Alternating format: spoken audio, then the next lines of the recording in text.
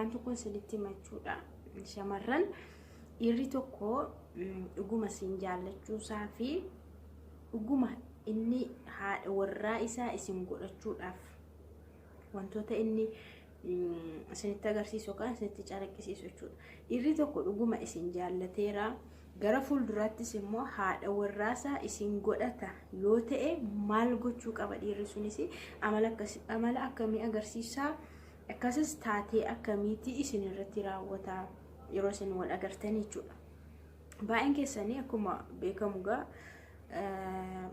biyyoota arabaarra jirtu akkasumas immoo jaalallee keessaniin walirraa fagaattanii jirtu jechuudha. Fageenyaan jirtu. Kanaafuu jaalallee keessan inni fageenyaan bartan yookaas inni fageenyaan waliin jiraachaa jirtan gaafa wal argitan maal godha. Isin gara fuulduraatti isa faana gaa'ela dhaabuudha. Waliin jiraachuu haga dhumaatti akkas barbaaddu. Shamarran yeroo hundumaa kaayyoon keenya kanadha.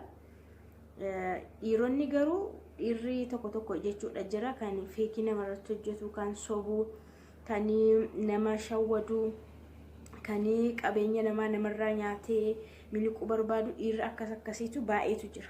Kanaafuu dhiirota warra akkasii keessaa inni kan keetii sun ani ati jaallattu abbaa warraa kiyya naata gara fuulduratti waliin hin jiraadha jettee kan ati of amansiiste sun amala akkamii sitti agarsiisa? Yoo amala akkamii sitti agarsiise yookaas taatee akkamii yoo sitti agarsiisedha namni sun gara fuulduraatti abbaa warraa kee ta'uudhaaf qophaa'aadha isa jedhu waanan argirraa muuxannoon qaburraas isinitti himaa jechuudha. Kanaaf fakkeenyaaf gaafa gara biyyaatti dhuftanii biyya arabaarra jirtu yoo ta'e yookaas biyya kamarra yoo jiraattanii gaafa dhuftanii nama isin jaallattan sun yeroo jalqabaatiif yeroo isin argu yoo ofin osku ta'e yeroo jalqabaatiif gaafa isin argu ofiisaa ofin osku yoo ta'e isin galamti waan hin jedhu fakkeenyaaf boolee eerpoortiitti dhufeetu isin simata yoo ta'e yookaan hiriyoota isaa wajjiniin yoo dhufe yookaanis immoo obboleettii isaa kan obboleessa isaa wajjiniin yoo dhufee kan isin simatu ta'e namni sun dhugumaa gara fuulduraatii fi si kaawwateera jechuudha.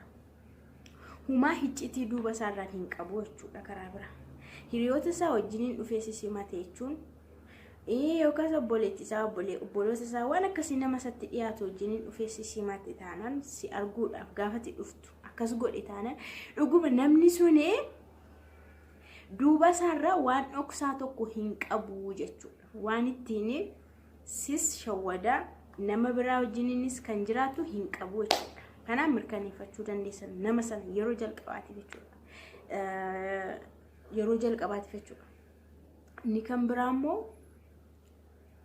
biraa immoo yeroo wal argaa deemtanii yeroo wal dubbisuudhaaf wal quunnamtan wal argitan namni suni maal qabdaa maal gootee gaafii akkasii sin gaafatu yoo ta'e sijjamman gaafii jaalalaa fi wantoonni akkasii hidhata wal keessaa hin qaban. Jaalala dhugaa jireenyaa fi wanta akkasii qabeenyati qabdu waan ati kaawwatte waan akkasii hidhata waliin qaban. Namni sun siin barbaade waan ta'eef si qofa jaallachaara siin si barbaade waan ta'eef wanta akkasiitti hin hidhatu jechuudha. Gaafa wal argitanii jaalala keessanii waliif ibsitanii waliin bashannantanii namni sun illee jechuudha baasiillee ofiisaa baasee waan hundumaa ofiisaa baasa taanan sin eegu taanan ati biyya arabaatii dhuftee jedhee akkas godhi jedhee sin ajaju taanan uumaa tokko sin gaafatu ofii masaa wanta nyaatan dhugdan yeroo bashannantan baasiin jiramti kanallee ofii masaa yoo baasa ta'e kanaanis dabalatan nama sana mirkaneeffachaa deemtaa jechuudha. Inni kan biraa namni sun jechuudha yeroo wal argitanitti jechuudha. Fakkeenyaaf namni yeroo wal argu jaalalleewwan yeroo wal arganii akkanumatti waliin bashannananii waliin nyaatanii dhuganiitu deebi'anii warra isaaniitti galu malee wanta yaada biraa keessa hin galan namoonni baay'een jechuudha.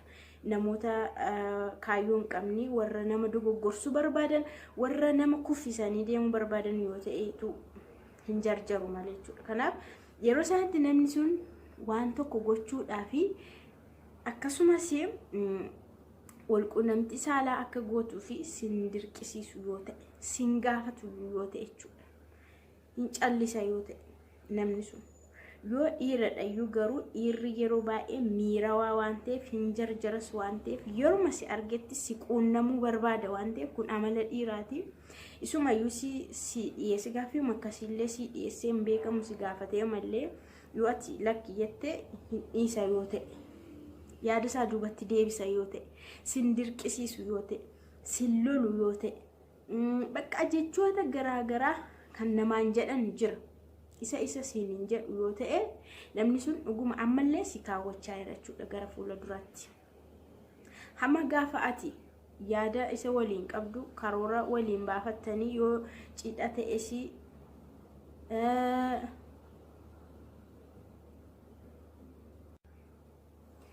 namni sun akka kanaanii sin dirqamsiisu yoo ta'e gaaffii akkasiillee sin gaafatu yoo ta'e namni kun dhuguma jaalallee dhugaatii boriif si kaawwachaa jira jechuudha. Inni kan biraa akkati dogoggortu sin godhu yoo ta'e dhiironni tokko wal argina jedhanii wal yeroo arganitti sa'aatii sitti dabarsuu danda'u bakka akkati dogoggortee yookaas warra kee faana walitti buutee gara isaatti deemtu warri godhanis jiru. Irra akkasii akkas inni kan keetii akka kanas hin godhu yoo ta'e siif of eeggata yoo ta'e sa'aatii ati itti manatti galtu maatii kee biratti deebitu sa'aatii sanallee ilaalee galii siin jedha yoo ta'e maatiin kee sitti dheekkamu siin jedha yoo ta'e namni sun dhuguma ammallee siif of eeggachaa jira jechuudha. Boriif si kaawwachaa jira jechuudha. Si kunuunsaa jira jechuudha. Inni kan biraa dhiirri ati jaallatte sun dhuguma abbaa manaa keessii ta'uudhaaf karoora qaba kaayyoo qaba bakka murteeffataadha yoo ta'e waan ati isaan jettu hin didu. Inni kuni ishee pooyintii isa dhugaatiidha jechuudha. Pooyintii isa sirrii isa qabachuu qabdanidha jechuudha. Innaa dhiirri sun jechuudha yaada kee hin didu yoo ta'e fakkeenyaaf yaadaan namni wal dhibaa yaadaanis walii galuun jira. Akkas haa ta'u akkas goona akkas hin goonu akkas goona waliin jedhanii waliin warri mari'atan jiru. Isa keessaa jechuudha siif kan ta'u maatii kee faana kan sii deemu haalicha isa sii mijatu otoo walitti hin bu'inatti maatiin kee sitti hin gaddin karaa ati barbaaddu yaada kee sii xumura yoo ta'e namni sun dhuguma ammallee si barbaada jechuudha. Jaalallee kee dhugaatis boriifis abbaa warraa kee ta'uudhaaf murteeffataadha jechuudha. Kana jechuun fakkeenyaaf sirna gaa'ilaa ilaalchisee gaa'ila keessan akkatti adeemsifattanii xumurattan waanuma jalqabdan xumuratanii waliin jireenya keessan akkaataa itti eegaltan sana mari'attanii yaadichi yoo sii ta'uu didee yaada isa kan keetii qofa isaan jette akkattiin naa xumurii akkas yoo ta'e gaariidha. Yeroo ati jettu tole jedhee karaa jetteen isarra hin deema yoo ta'e dhuguma nama san amana. Kanatu siniin jedhamni sun sirriidha. Yaanni isaas karoorri isaas sirriidha. Siniif kan qabu jechuudha. Kanaafuu yeroo baay'ee dhiironni yaada isaanii akkaataa adeemsa isaanii isaaniif ta'u fidu. Shamarranis kan isaaniif ta'u fidu. Garuu yeroo baay'ee kan miidhamu immoo shamarrani. Dhimma maatii faana wal ilaalchisee jechuudha. Akkaataa isheedhaan mijatuu fi maatii ishee faana walii galteedhaan manaa baatee isatti heerumtu kan isheedhaaf ta'u kan yaadicha kan isheedhaaf mijatu kan fidu isheedha jechuudha. Kanaaf yeroo sanatti sin akkattiin naa godhiti karaa akkasittiin adeemsa akkasittiin naa xumurii yeroo jettanii toleedhee karaa sanarra deema taanaan namni sun dhugumallee abbaa warraa keessan ta'a dhugumallee sin jaallata dhugumallee dhoksaa kamiyyuu hin qabu jechuudha. Kanaaf dhiirota akkanaan madaaluu dandeessu jechuudha. Gaafa gara biyyaatti dhuftanii otoo waan biraa keessan galiin akkanaan adeemsuma keessa suuta yeroo wal argaa deemtan guyyootatti wal argitanitti nama sana hubachaa deemtu ilaalaa deemtu jechuudha. Isa fageenya wal bartanii gaafa bira geessan akka kanaan bifa kanaan itti adeemtanii waan inni keessa jiru amala isaa hundumaa baruu ni dandeessu siniin jedha. Kanaaf yaada ani isinii ibse kun isinii gala jedhee yaada. Kanaaf nama jaalatanii abbaa warraa godhachuudhaan murteeffatan bifa kanaanii qorachuu, hubachuu, yaada isaa ilaaluu, keessa galtanii ilaaluu ni dandeessu jedheen abdadha.